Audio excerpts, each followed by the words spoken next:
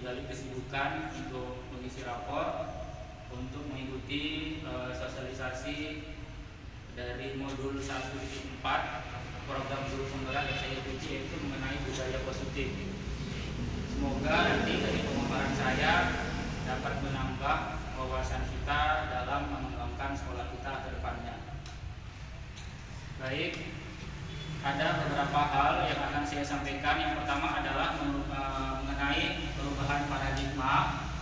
Yang kedua mengenai konsep disiplin positif dan motivasi. Yang ketiga mengenai keyakinan kelas. Yang keempat mengenai pemenuhan kebutuhan dasar manusia. Yang kelima mengenai 5 posisi kontrol. Dan yang keenam adalah mengenai segitiga restitusi. Jadi walaupun banyak materinya, semoga kita dapat memahaminya sedikit demi sedikit. Nanti kita akan lanjutkan diskusi kita di grup, atau hari-hari yang akan datang kita bisa buka kembali diskusi mengenai budaya positif. Yang pertama adalah mengenai perubahan paradigma. Di sini kita sebagai guru diharapkan merubah pandangan kita mengenai stimulus respon ke pandangan tentang teori kontrol. Tetapi ada beberapa hal yang perlu kita pahami, yaitu mengenai miskonsepsi atau kesalahan persepsi mengenai kontrol. Yang pertama adalah kita sebenarnya tidak dapat mengontrol murid, walaupun tampaknya kita sedang mengontrol perilaku murid tersebut. Hal ini karena murid tersebut sedang mengizinkan dirinya untuk dikontrol. Saat itu bentuk kontrol guru menjadi kebutuhan dasar yang dipilih murid tersebut. Teori kontrol menyatakan bahwa semua perilaku murid itu ada tujuannya. Semua perilaku yang dilakukan murid itu ada tujuannya. Itu yang harus kita pahami. Yang kedua adalah bahwa semua penguatan positif itu efektif dan bermanfaat. Ini lanjut nanti ke ada motivasi intrinsik dan ekstrinsik. Terkadang itu juga yang saya alami, memberi hadiah atau kita berikan penguatan yang positif itu kadang-kadang bahkan justru itu membuat suatu hukuman. Nah, ini pun saya semalam atau di diskusi banyak perbedaan atau salah praktek selama ini. Kita menganggap bahwa hadiah itu sebuah penghargaan, tetapi justru itu sebuah hukuman. Nah, itu makanya saya penasaran, pasti itu penasaran ya? Kenapa penghargaan itu justru hukuman? Lalu yang ketiga adalah kritik dan membuat orang merasa bersalah itu dapat menguatkan karakter. Ini yang harus kita pahami, bahwa kritik dan orang membuat orang bersalah. Misalnya murid kita membuat salah, kemudian langsung kita tegur hingga dia merasa bersalah. Terkadang itu malah justru akan membuat karakternya semakin down, bukan malah semakin menguatkan karakternya. Yang terakhir, bahwa ilusi bahwa orang dewasa memiliki hak untuk memaksa. Nah, ini dia harus kita rubah pemahaman kita bahwa kita itu tidak bisa memaksa anak. Nah, itu ya. Ini mengenai perubahan paradigma. Ini dia tabelnya. Dari stimulus respon kita harus berubah menjadi teori kontrol. Realitas kebutuhan kita sama. Kita memandang bahwa kebutuhan murid itu sama, semua sama. Padahal tidak seperti itu. Realitasnya kebutuhan kita aja berbeda. Dalam satu keluarga berbeda-beda. Apalagi satu kelas yang beda dari ayah ibu, karakter kemana itu pasti berbeda. Yang kedua, semua orang melihat hal yang sama. Kita rubah menjadi setiap orang memiliki gambaran yang berbeda. Yang ketiga, kita mencoba mengubah orang agar berpandangan sama dengan kita. Tapi kita rubah menjadi kita berusaha memahami pandangan orang lain yang berbeda. Kita disinilah di satu sekolah itu pentingnya kolaborasi, saling memahami.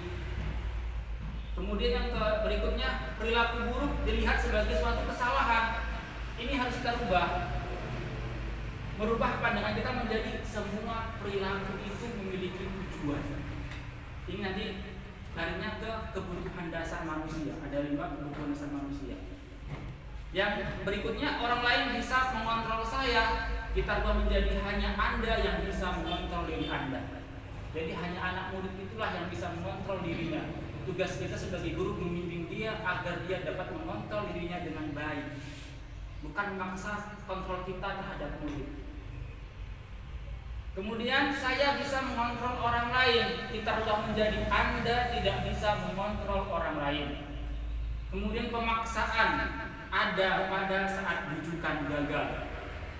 Jadi kita ubah menjadi kolaborasi dan konsensus menciptakan pilihan-pilihan baru. Yang terakhir, model berpikir menang atau kalah. Jadi kita berpikir ubah model berpikir menang-menang. Jadi kadang-kadang kalau sama murid aja Bu, kadang-kadang kita kan kalau kita merasa kita paksa murid tidak nurut, kita merasa kalah. Harusnya jadi seperti itu. Jadi berpikirlah kita menang sama menang. Ada hak-hak murid, ada kewajiban murid juga yang harus kita pahami bersama-sama. Ini dia konsep disiplin positif dan motivasi. Disiplin artinya adalah belajar sebenarnya. Cuman yang kita bayangkan, disiplin itu yang terlintas pada pikiran kita itu adalah menghubungkan kata disiplin dengan kata tertib, teratur, kepatuhan pada peraturan. Nah, kata disiplin juga sering dihubungkan dengan hukuman, ya, dengan hukuman. Padahal itu sungguh berbeda. Karena belajar tentang disiplin positif tidak harus dengan memberi hukuman. Nah, kalau hukuman itu justru pilihan alternatif terakhir. Kalau tidak perlu atau tidak digunakan sama sekali. Dalam budaya kita, makna disiplin ini dimaknai menjadi sesuatu yang dilakukan seseorang kepada orang lain untuk mendapatkan kepatuhan. Nah, justru kita dengan kata-kata kedisiplin ini jadi membuat kita tidak nyaman. Kadang-kadang kita dengan kata-kata disiplin di sekolah itu malah menimbulkan tidak kenyamanan. Bapak Ki Hajar Dewantara mengatakan bahwa di mana ada kemerdekaan, disitulah harus ada disiplin yang kuat. Tetapi disiplin yang dimaksud Pak Ki Hajar Dewantara ini adalah disiplin dari diri sendiri. Dari diri sendiri. Jadi kita buat murid itu mendisiplinkan dirinya sendiri. Nah, bagaimana cara kita? Itulah cara kita nanti akan kita bahas. Bagaimana supaya kita dapat mendisiplinkan murid dirinya sendiri, bukan dari kita yang disiplin. Juga kita hukum atau kita apa baru disiplin. Nah, pemikiran Ki Hajar Dewantara ini sejalan dengan pandangan Diani Gosen dalam bukunya Restructuring School Discipline yang menyatakan bahwa artinya dari disiplin itu adalah belajar. Arti kata disiplin juga berkonotasi dengan disiplin diri dari murid-murid. Jadi disiplin diri dapat membuat seseorang menggali potensinya menuju ke sebuah tujuan. Jadi disiplin murid itu dia bukan karena paksaan, tapi karena muncul dari dirinya sendiri sehingga menggali potensi yang ada pada dirinya. Nah, sebagai pendidik, tujuan kita adalah menciptakan anak-anak yang memiliki disiplin diri sehingga mereka bisa berperilaku dengan mengacu pada nilai-nilai kebajikan universal dan memiliki motivasi intrinsik. Intrinsik itu motivasi yang berasal dari diri sendiri, bukan ekstrinsik, bukan dari luar. Ini ada 3 motivasi perilaku manusia. Mengapa manusia itu melakukan suatu hal? Yang pertama adalah untuk menghindari ketidaknyamanan atau hukuman. Rata-rata di sekolah, termasuk sekolah kita, mengapa anak itu disiplin? Karena untuk menghindari ketidaknyamanan atau hukuman. Yang pertama. Yang kedua, untuk mendapatkan imbalan. Nah, yang perlu kita tanamkan pada murid adalah yang ketiga. Jadi motivasinya bukan karena ingin supaya terhindar dari hukuman atau mendapat imbalan, tapi untuk menjadi orang yang mereka inginkan dan menghargai diri sendiri dengan nilai-nilai yang mereka percaya. Jadi mereka melakukan disiplin itu atau melakukan belajar tegar tekun, kemudian sopan santun baik, bukan karena ingin mendapat imbalan atau karena ingin terhindar dari hukuman, tapi karena saat mereka sadar dan menghargai dirinya sendiri.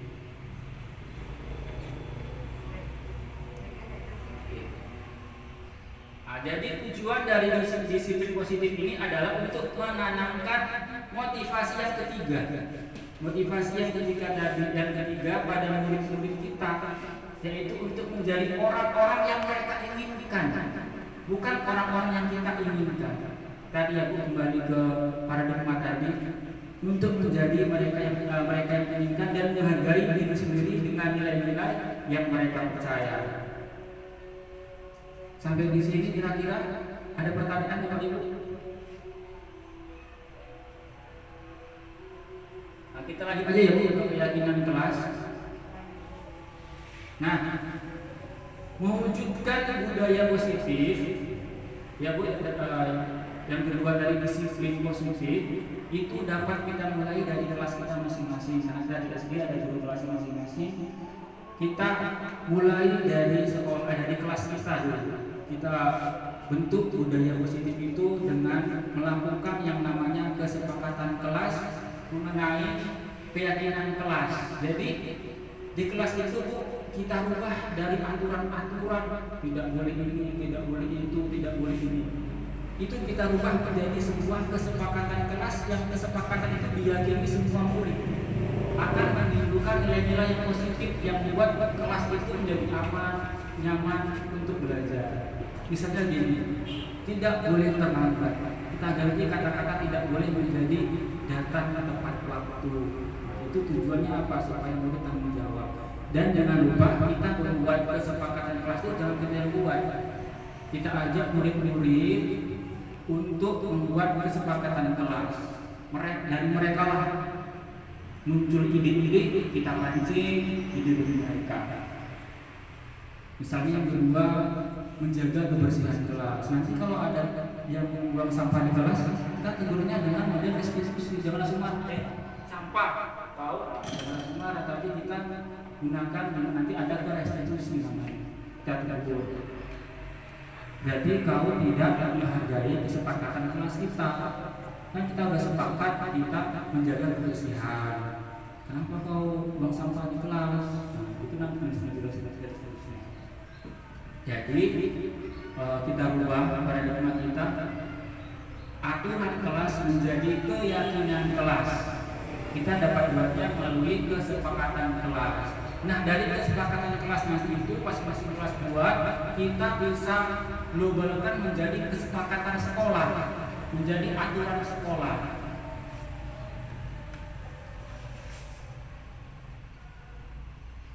Karena kalau dia aturan itu murid merasa terpaksa. Yang namanya aturan itu murid merasa terpaksa untuk melakukannya.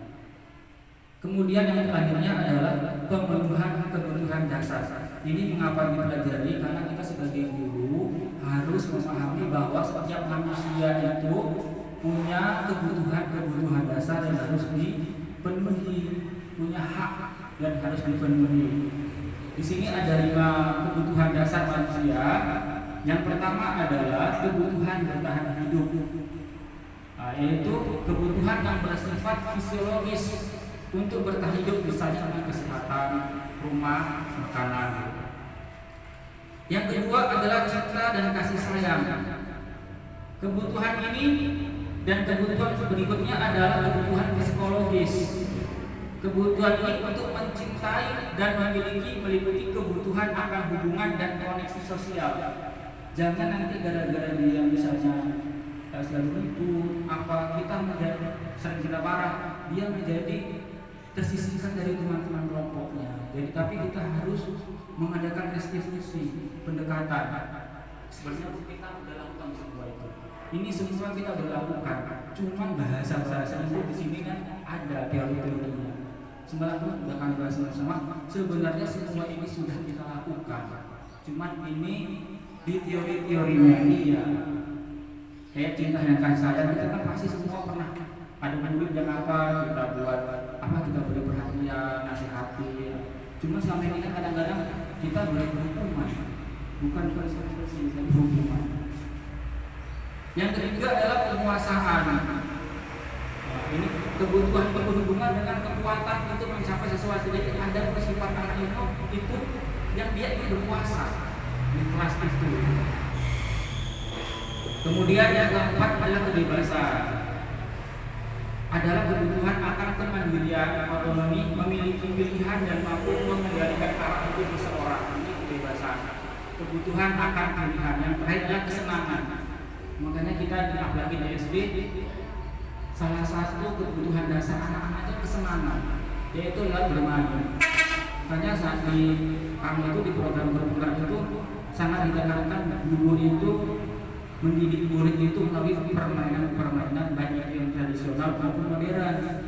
Karena menurut Ki Hajar Dewantara, tugas guru itu mendidik. Mendidik itu adalah menumbuhkan semua bakat yang ada pada anak. Jadi ibarat kata anak itu bukan kertas kosong. Kertas itu anak itu adalah kertas yang sudah tertulis. Jadi tugas kita hanya menampakkan tulisan itu sambil kita membimbing anak tersebut agar tulisan-tulisan yang jelek itu bisa hilang. Tapi yang muncul adalah tulisan-tulisan yang baik yang dibilang istilah Ki Hajar Dewantara namanya kodrat alam sama kodrat zaman. Jadi kodrat alam itu adalah kodrat yang sudah ada sejak lahir.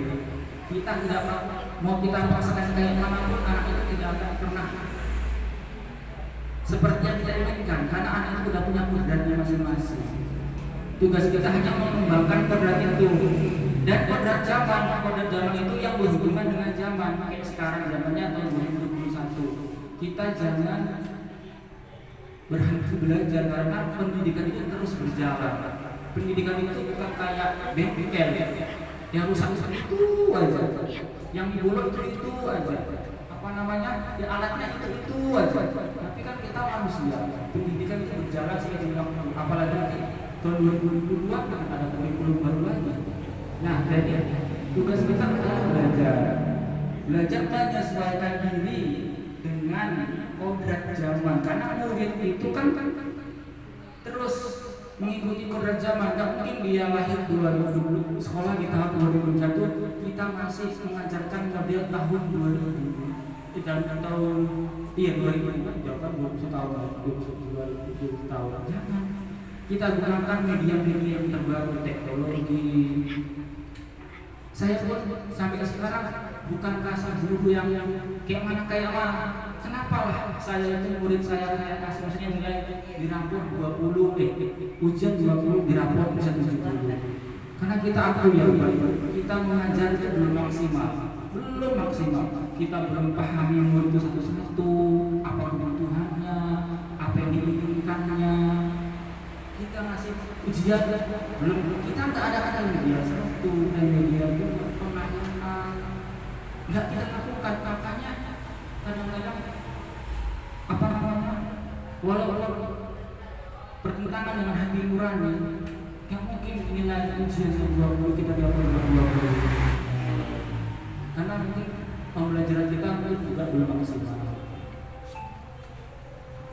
Jadi sampai ke teori ini Bapak Ibu diharapkan kita sebagai guru kita paham kebutuhan dasar manusia seperti kita, paham diri kita sendiri. Kita juga butuh kebutuhan dasar itu.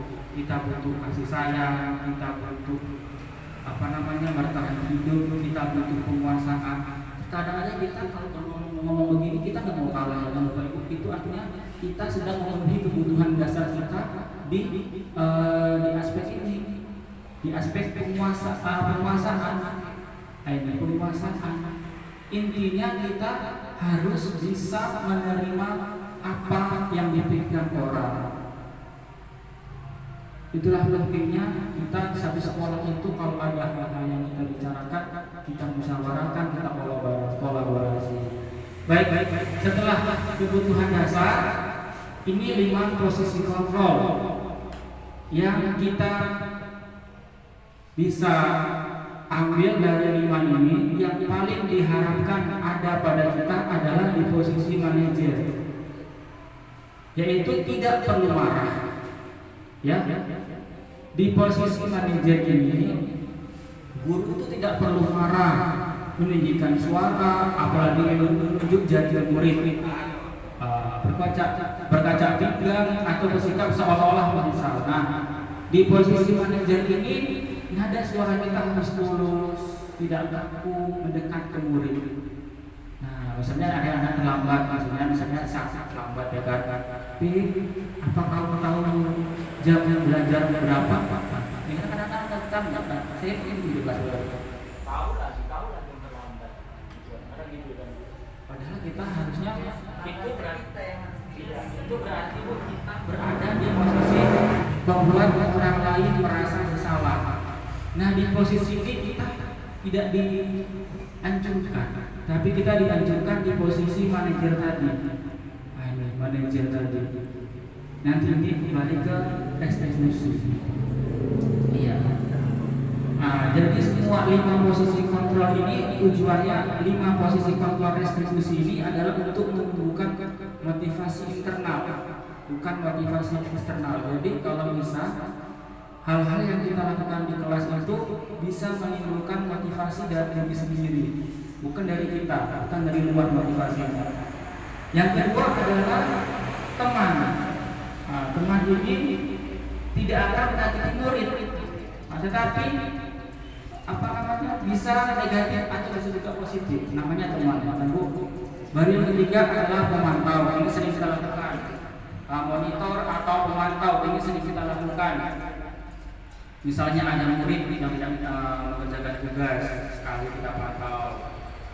Tugas kedua tidak mengerjakan. Nah, tugas ketiga baru kita bisa lakukan tes diskusi. Kita tanya kenapa dia tidak mengerjakan tugas, apa begini. Tapi dengan catatan kita panggil anak tersebut secara pribadi, bukan di depan teman-temannya. Nanti setelah kita adakan restitusi, dia bisa kembali ke teman-temannya dengan rasa yang bahagia, bukan dengan rasa bersalah. Jadi inilah 5 posisi kontrol yang diharapkan ada pada guru, yaitu pada posisi kontrol yang kelima, yaitu manajer.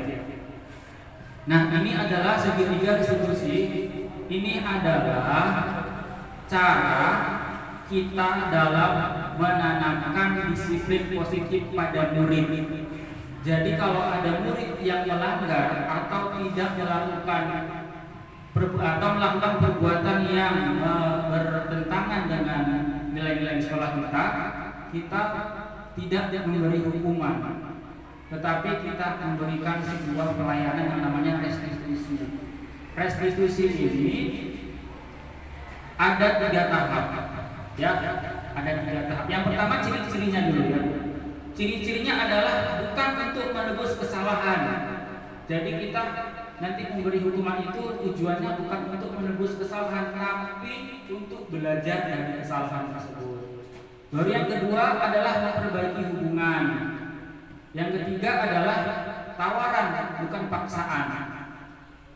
Baru yang berikutnya adalah restitusi, menuntut untuk melihat ke dalam diri. Misalnya pertanyaannya begini, kamu ingin menjadi orang seperti apa? Apa yang kamu percaya tentang bagaimana orang harus memperlakukan orang lain? Kalimatnya sangat lembut ya kan. Baru berikutnya adalah mencari kebutuhan dasar yang mendasari tindakan. Jadi restitusi kita bertanya kepada siswa itu untuk bertanya apa kebutuhan dasar yang sedang diinginkannya sehingga dia melakukan hal itu. Baru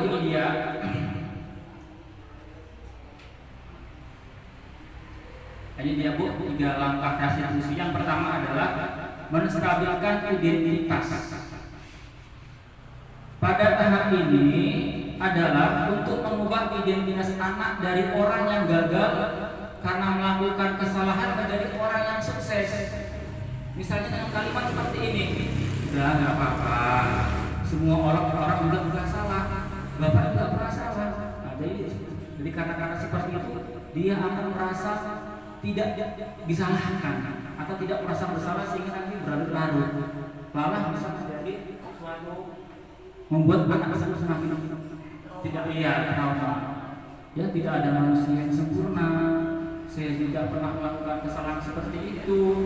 Kemudian kita bisa menyelesaikan ini. Ini biasanya sangat efektif kalau di SMP SMA. Di SMP SMA itu kan ada guru BP-nya mungkin ya Bapak Ibu. Jadi kan ada juga guru kami rekan SMP SMA sampai mereka bercerita pengalamannya ini sampai kadang-kadang sampai nangis itu gurunya. Ada yang semalam curhat orang tuanya PNS, tapi anak ini tidak sekolah di seorang waktu apa? Bapaknya setelah ditelusuri kakak dia kuliah, adik dia kecil, dia sering mengurus adiknya di rumah. Makanya kadang-kadang kalau guru yang nggak paham kan dia harus marah-marah apa? Padahal dua-dua PNS orang tua. Banyak masalah-masalah di SMA semalam banyak curhat waktu kolaborasi. Kalau di SD kita buat seperti ini ya bisa kelas tinggi, kalau kelas rendah mungkin kita ke orang tuanya, kita panggil namanya masih anak-anak mungkin belum nalar, kan? Iya, kita dialog bersama anak-anak. Yang penting jangan langsung bisa bentak, langsung bisa apa, langsung itu namanya bully ya. Kalau tidak bentak, bully jadi trauma itu. Yang kedua adalah validasi tindakan yang salah. Nah, tindakan yang salah itu harus kita validasi. Jangan apa ya? Kamu pasti punya alasan. Kenapa kamu selalu terlambat? Kenapa kamu selalu menyebut temanmu? Pasti punya alasan. Apa alasannya? Yang ketiga adalah menanyakan keyakinan. Nah, ini dia kembali ke tadi ke keyakinan kelas. Misalnya anak itu selalu terlambat. Nah, kita yang tanyakan, kamu tidak yakin sama kesepakatan kelas yang saya buat? Misalnya selalu datang tepat waktu. Saya jawabnya yakin. Ya, kalau kamu yakin, kenapa kamu selalu terlambatnya? Seperti itu dan seterusnya. Itu adalah langkah-langkah dalam kegiatan segitiga restitusi, yaitu kita memberi pelayanan terhadap murid yang melakukan kesalahan. Kita berikan konsekuensinya, bukan bukan hukuman. Misalnya anak itu datang terlambat, alasannya karena setiap malam tidur, jadi tidurnya dari malam, pagi susah bangun. Kita tawarkan, kita tanya, jadi bagaimana solusinya supaya kamu itu tidak bermimpi, bangun bisa pagi. Kita juga bisa berkonsultasi dengan orang tuanya. Nah, itulah Bapak Ibu hal-hal yang saya sampaikan pada kesempatan kali ini. Intinya kita bersama-sama mari menciptakan budaya positif di sekolah. Kita awali dari diri kita sendiri, masing-masing guru. Mari kita ciptakan budaya positif, yaitu dengan menciptakan hubungan yang positif. Jadi kalau misalnya saya ada salah, silakan ditegur. Restitusi saya aja nggak apa-apa. Misalnya kepala sekolah menurut saya, Pak Bambang, kenapa selalu ketinggalan? Bisa. Misalnya saya nanti Bu Eli di situ, kan? Bu Eli kok rajin kali, balikan kan? Bu Eli kok rajin kali, ya. Jadi saya berharap kita sama-sama belajar mengenai budaya positif ini, nanti supaya pada banyak kepala sekolah. Kan Pak Adiman tadi dari pensiun, Pak Awal sebagai kepala sekolah yang warisan tahta, dengan mewarisi tahta dari Pak Adiman. Budaya positif ini kita harus dikembangkan. Kelas 1, kelas 2, kelas 6.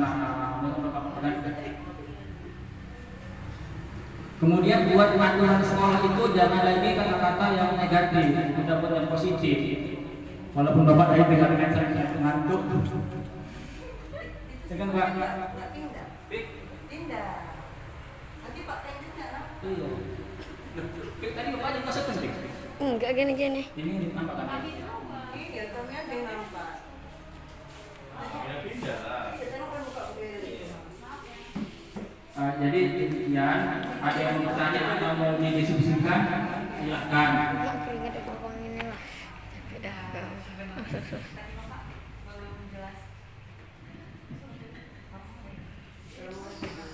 Ya, Assalamualaikum warahmatullahi wabarakatuh. Tadi kan Bapak katakan kalau kita memberi kado itu bisa dikatakan hukuman. Ini jelas nggak itu maksudnya gimana Pak? Hukuman justru itu adalah menghukum. Sebenarnya sudah saya screenshot di situ. Kenapa menghukum itu tidak sebagai penghargaan itu sebagai hukuman? Efek pertamanya adalah jangka panjang. Jadi dia melakukan itu karena ada motivasinya, ada penghargaannya. Kalau dia tidak dikasih penghargaan, dia tidak melakukan itu. Itu lama-kelamaan kan dia dari motivasinya dari ekstrinsik, nggak muncul dari dalam diri sendiri. Misalnya, aku nanti kalau dapat satu hadiahnya 100.000 misalnya. Jadi dia tujuannya itu 100.000. Jadi nanti kalau 100.000 yang dikasih kan sama belajar. Jadi salah satu profil pelajar Pancasila kan berpikir kreatif, berpikir kritis. Itu dia selalu belajar sepanjang hayat.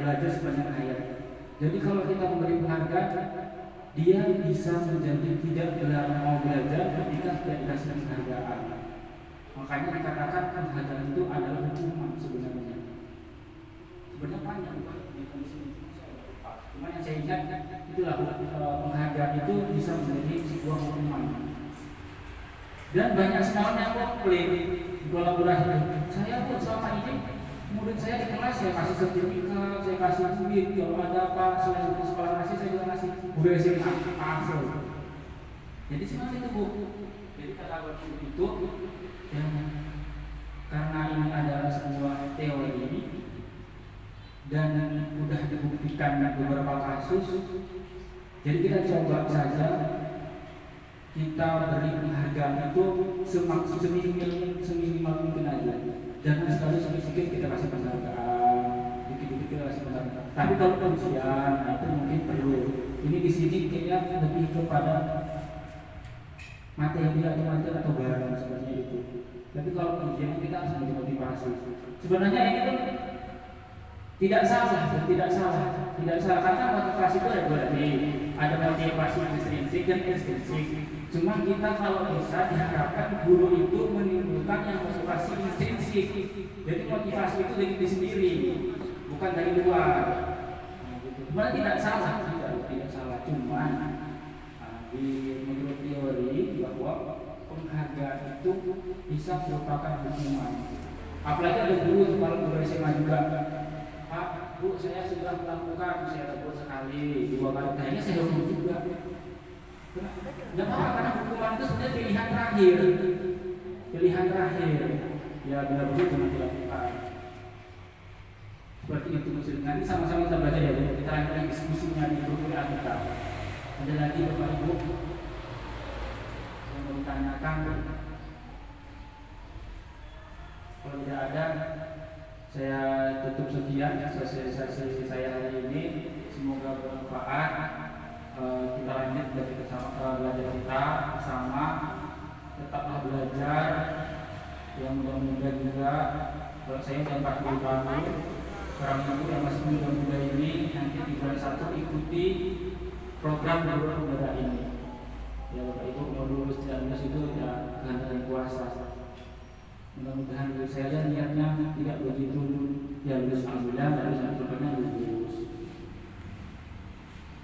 Dan banyak juga guru penggerak semalam lulus, ya sekolah swasta lulus lebih 3 orang. Yang mungkin punya ide sendiri juga, saya kurang paham juga. Karena kan memang janji Nabi masih kan ingat janji yang Menteri ini kemarin kalau dia lulus sekolah guru penggerak, kalau dia honorer dia utamakan menjadi PNS, kalau di kontrak PNS, nggak kontrak PNS itu janjinya Pak Menteri. Gitu. Karena memang sangat bagus di dalam program ini. Jadi wawasan kita bertambah. Nah, demikian. Kalau ada yang kurang, ada yang salah, kata-kata yang salah dari saya mohon memaafkan. Saya ingat. Assalamualaikum warahmatullahi wabarakatuh.